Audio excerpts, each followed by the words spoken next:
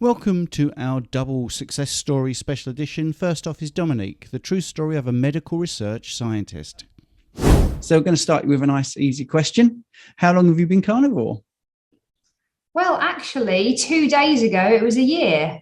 So Okay. I hadn't even realized what the date was. And I have an app on my phone that's one of these date counter things. And I looked at it yesterday and thought, oh, I'm sure I started in September last year. So I clicked on it and it was like 1 year, 1 day. So I was like, happy Can... carniversary to me. Brilliant. Can you remember what it was that made you go into that way of eating? So, as a family, we'd been keto for about 3 years or so.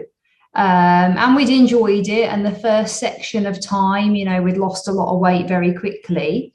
And then you bring a few carbs back into life, etc., which didn't agree with us at all. So we always maintained that way. However, last summer, a few more of the keto sweet treats were edging their way in, and it's like, oh, it's the weekend, let's get some keto cinnamon buns or something, maybe a few like vodka sodas. And then we just realized, there's no point trying to cheat the system. We need to like rein it in a bit. And, apart from the sweet treats and, the odd alcoholic beverage, which was very odd, the main thing we were eating was meat, eggs, cheese, that kind of thing. So we thought, actually, why don't we just make a change and try it? Previously, the sort of 2 years prior, after a big summer traveling, seeing relatives, whatever, we'd often do like a carnivore September. And having started it and feeling good, we just decided to continue it on, and here we are. A year later. That's brilliant. So let's dial back to when you started. We're looking at low carb or keto. Yeah. What made you look at the way you were eating? You mentioned you'd lost some weight. So what was the maximum weight you'd got to? So I had got to 82 kilos. Mm-hmm. And my husband had got to just shy of 100.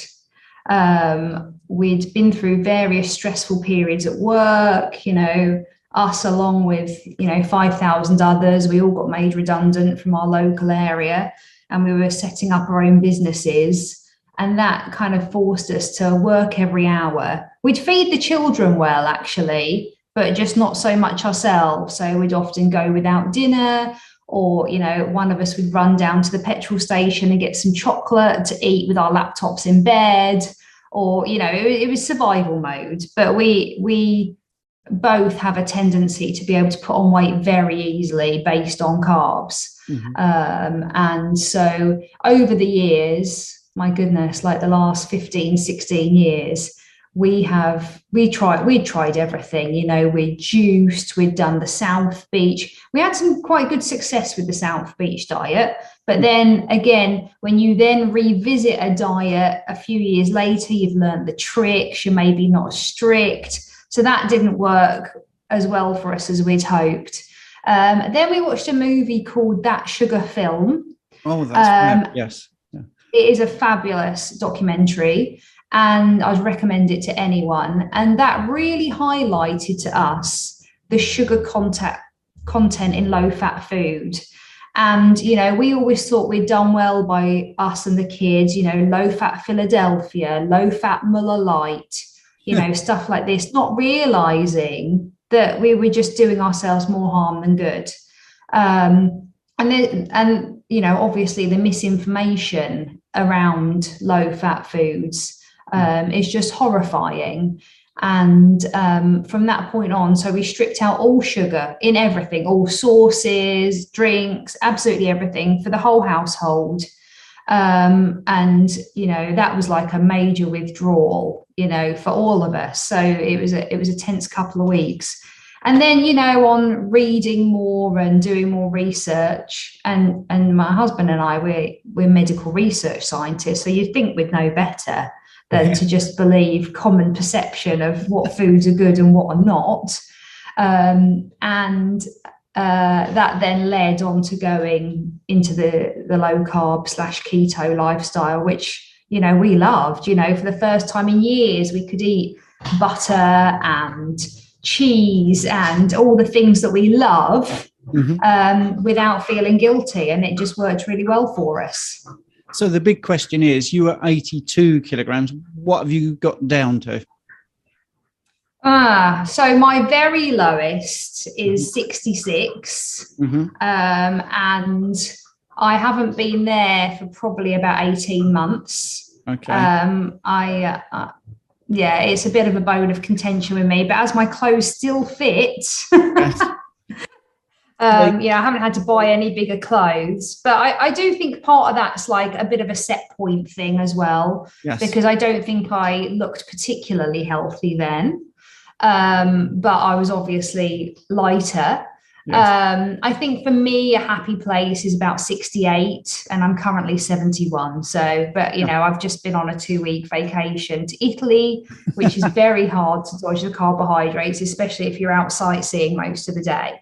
So, what about Simon? As you've mentioned, your husband, he was 100, wasn't he? What's he down to? I don't want to be quoted on it. I think he's currently around the 80-ish, 85 mark. Again, he's carrying a bit of extra weight at the moment because we've been going through a stressful time at home and at work. And we just both seem to be, you know, the cortisol absolutely goes round our stomachs. And that is one thing that we're very thankful for, eating a sort of zero carb lifestyle and reducing as much inflammation out of our systems as we can, because then when cortisol comes, at least your body's only trying to deal with that. It's not trying to deal, you know, with everything else as well. So, you know, we're still sticking to the program, but, you know, there's some life changes that need doing. Well, I think that's one thing I've noticed is if there's higher stress, this way of eating, you put on a little bit, but the old way of eating, you would have put on a ton of weight. And that's the thing. It's easier to moderate the weight gain. But you said a really interesting thing there, that when you were your lightest, you didn't look your healthiest. I had that as well. When I did keto, I was the lightest I'd ever been, but everyone said, wow, you look gaunt. You look really gaunt. With this way of eating, it's healthy, I think. So did you... I mean, a story with regards to Simon is we were working at the time in a company, and one of the admin girls came up to me and she's like, is Simon okay? And it's like, yeah, why? She says, oh, you know, he looks like he's seriously ill. You know, and that was when we were at our lightest. So I definitely think, you know, this way of eating, the carnivore way of eating, because you are eating, you know, lots of animal fats and stuff, it just, you know, you can see it yourself, Stephen. I mean, you're aging backwards, you know, your skin's glowing, you have a vitality about you. And I think just overall, you just look healthier. Brilliant. Thank you. I'll send you the check later for that. That's brilliant. Thank you. Did you have any health issues that you were also trying to resolve?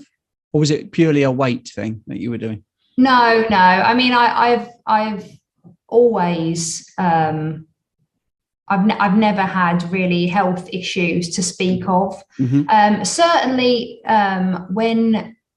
when you eat well, you feel better in yourself. So I think when I was back to my old way, maybe because I was carrying more weight, or maybe just I was more sedentary because I was very, you know, stuck in like a job in one position, you know, for most of the hours of the day. So life was very different. You do feel sluggish and short-tempered and stuff like this. So I can definitely see a positive, but no, I didn't have any specific health needs that meant I needed to go this route. Okay. So what's a typical day of eating? I know you've just come back from holiday, but in the main, when you're doing carnivore, as good as you have been, you know, over the year, what would be a typical day of eating? You know, like the frequency and what? Well, for example, it's now 6:15 here, and about an hour and a half ago, I had a ribeye. And that was the first thing I'd eaten today. Wow. And that was purely that's pretty typical. I never eat before sort of 2-3 o'clock in the afternoon. I have a couple of espressos. I'm not one of these carnivores that's managed to rule out coffee, because in my mind, well, firstly, I don't have many vices because I don't really drink. I don't do anything else. So I'm going to enjoy my morning coffee. So I have a couple of espressos in the morning. And, you know, I'm working from home at the moment, so the fridge is very nearby, but I just have no inclination to go anywhere near it. I'll probably have a little snack a bit later, which would typically be like some bacon or some cheese or a few spoonfuls of clotted cream if I feel I want it. Yeah. But I'm generally a 1 meal a day kind of person when I'm, you know, properly on the program, which is 98% of the time. One habit I have got out of since getting back from holiday is my electrolytes. So I'm back on that again today with a vengeance, because I forget that living in a hot country, I've got to keep my electrolytes topped up, because the last 2 nights, around 2, 3, 4 o'clock in the morning, I've woken up with the most terrible foot cramps. And I'm like, damn it, I must do the electrolytes. But so apart from that, just for people listening, where are you that's very hot? Oh, so I'm sorry. Yeah, so I'm British, but we currently live in Dubai. Yeah. So at the moment, it's typically about 45 degrees Celsius. Yeah, and although you don't spend that much time outside, obviously when you get in the car, it's hot. When you know, go from the car to a building, it's hot. Yes. So I forget that I must keep, even though I'm not outside, I must keep the fluids up. Yeah, I was just confirming that, because anyone listening will think, well, she's British. It's not very hot there. Exactly. I'm sorry. It's definitely not, because Simon's currently on a flight on the way back from the UK to here. And all he's done for 2 weeks is moan about how cold he is. Yes. Brilliant. Okay. So I just really wanted to sort of sum up. The idea was to give people an idea of different people and how they follow this way of eating. If someone was new, would you be able to offer them any tips to this way of eating or any advice? I mean, I would say, listen to your body. Eat when you're hungry. Don't eat when you're not hungry. I mean, I'm reinstilling that back into our now 16-year-old daughter, because she's been back at school 2 weeks now, and she is carnivore most of the time. I mean, she's out with her friends now, so God knows what she's eating at the cinema. But I don't limit her on things like that. When she's at home, she eats what we eat. When she's out with friends or whatever, she can do what she likes, because she regulates herself, because she knows how rubbish she feels. So no doubt she's having popcorn, but I know when she gets home later, she's going to feel dreadful, etc. But that's it, and she knows that before she eats it. So it was a judgment call she's decided to make. So Salabi, what was I saying? I was asking for tips and advice. So she's got into the habit of walking into the house, straight into the kitchen and opening the fridge after school. Now, American schools, they have lunch at like 11 o'clock in the morning. So by the time she gets home at 4 o'clock, she is pretty peckish. So we've had to like rein that in a little bit, of like not going for a full-blown meal at 4 o'clock in the afternoon, because we're going to have dinner a bit later, but just to more intuitively eat. You know, don't do it as a habit because you've walked in the door, but just listen to your body.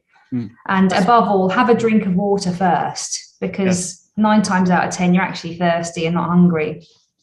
Yeah, brilliant. And what electrolytes are you taking? Because I know someone's going to ask that.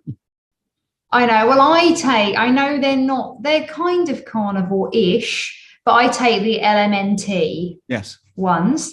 I started that, or I take Ultima. So I've got a big stash of Ultima here that I've bought over time. And then I quite like the LMNT. I like the chili aspect of them. So I like the mango chili. Simon likes the habanero, which I find too hot.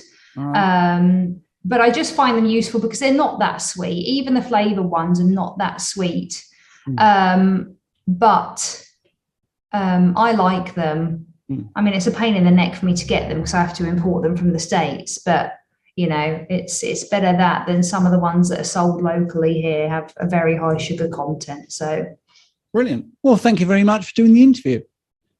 no problem at all. I hope it was useful. Well, hi there, Karen. Thank you very much for agreeing to do the interview. I think most people will be inspired by what you've got to say. My first question is, how old are you? I'm 77 years old. Or young. 77 years young. That's what I think.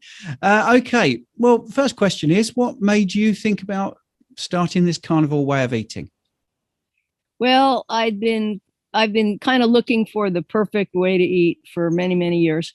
And I came upon Mark Sisson years ago, and I did a lot of the primal stuff. And then I got into keto a little more seriously. And then I think it was in 2018 where I heard about, I love Jordan Peterson. And I saw the interview with Jordan Peterson and Joe Rogan, and then looked up Michaela Peterson a little. And I think that's what got me started to really try carnivore, because I trusted Jordan Peterson. And I thought if he was doing it, maybe it wasn't such a bad idea. I mean, did you have some health issues that made you look at diet in the first place? I'm pretty healthy. I'm pretty lucky, but I'm overweight. I've been overweight, 77 since I was 10. So that's 67 years up and down the scale with that. So basically, it was all about trying to quell cravings and just eat healthier and not just yo-yo back and forth all the time. Now, how much weight, at your heaviest, what was you weighing, if you don't mind me asking? It's been a while that I've been real heavy, but I guess my heaviest in my life was about 240.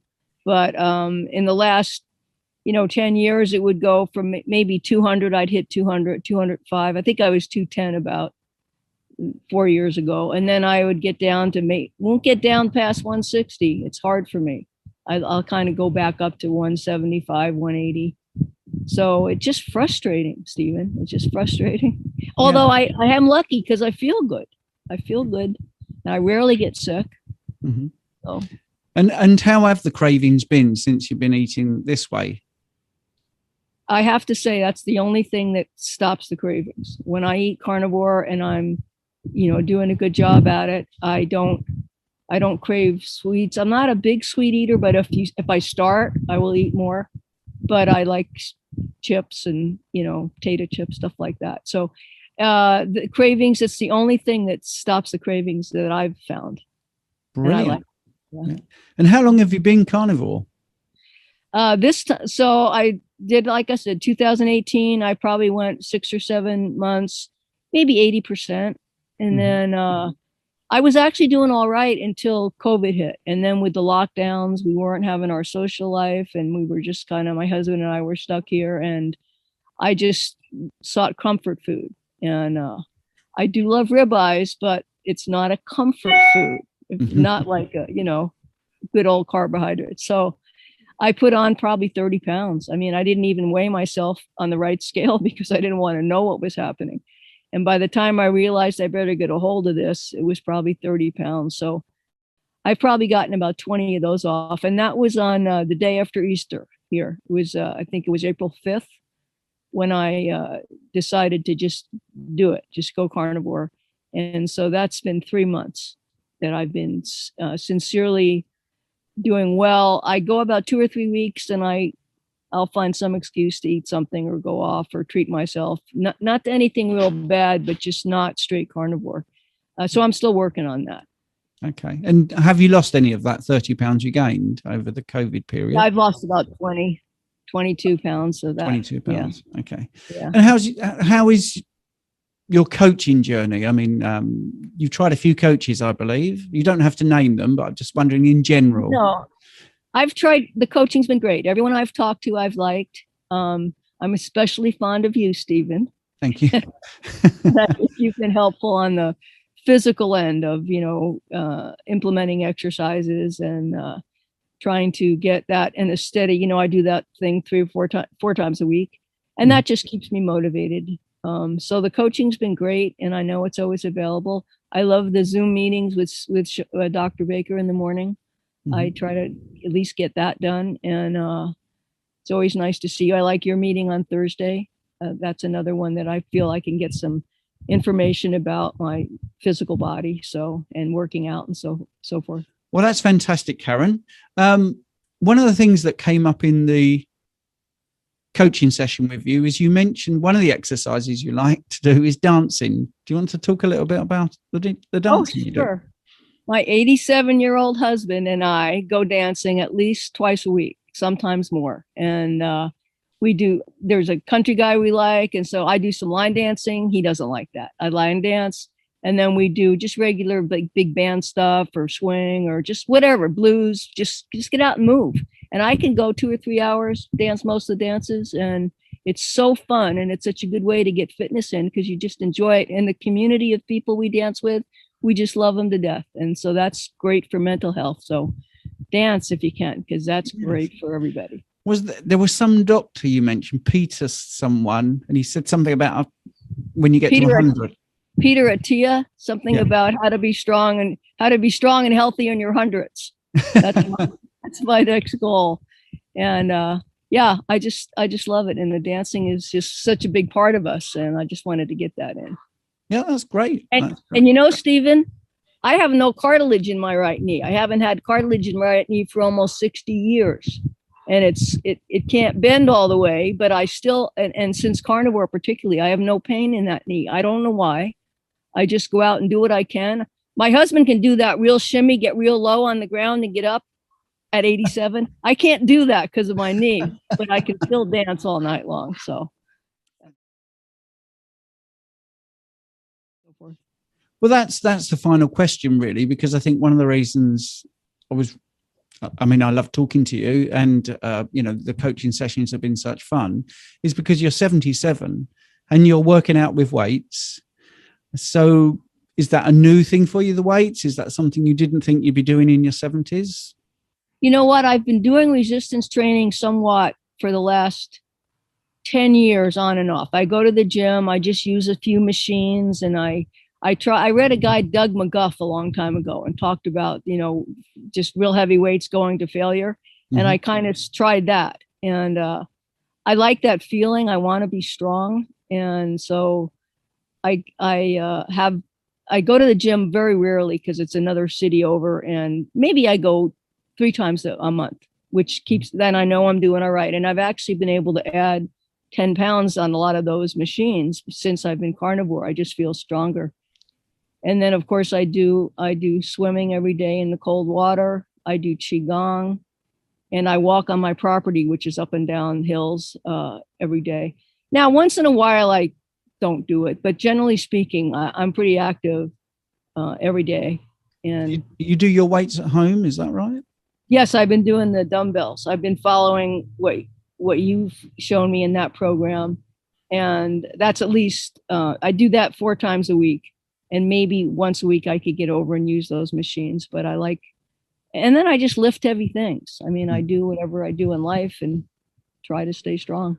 And do you think the program has been helpful, the workout program?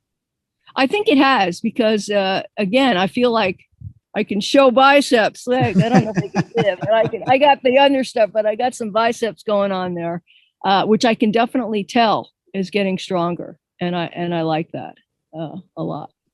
That's fabulous. So Karen, I could talk to you all day, but that's fantastic. Do you have any advice you'd like to give anyone that's thinking of trying carnivore? Just do it. I mean, give yourself, and I did the 30 days. And then of course it's kind of misleading in a way because you do 30 days and then you of course want to do more than 30 days, especially. Now I said, I don't have, other than the weight, I don't really have health problems, but my joints do hurt from time, have been sore or hurt. I've had some wrist problems in the past. The joint pain is gone. I don't feel that at all. A little stiffness in the morning, real little now. And then it's just gone. And I do think attribute that to carnivore for sure. And I'm sleeping better. That's the other thing. And I'm not getting up in the night like I used to. So that I have to attribute it to carnivore because that's what's been happening in the last couple of months. So I think that's awesome. And my mental attitude is good. Some days I'm just just so happy to be alive and feel like I've finally found the answer. I don't always do it. Not always, Stephen. I mess up once in a while, but I'm still working with that. I have a whole history of that. So, but most of the time it's right on, and I'm happy and feeling great. That's fantastic. Karen, thank you so much. I've really appreciated your time. You're very welcome, Stephen. And thanks for being my coach. I appreciate you a lot. Well, I hope you found Karen's story inspiring and Dominique's too. Now, if you want more inspiration, just click this video where it says see more here. Just click that and you will be even more inspired.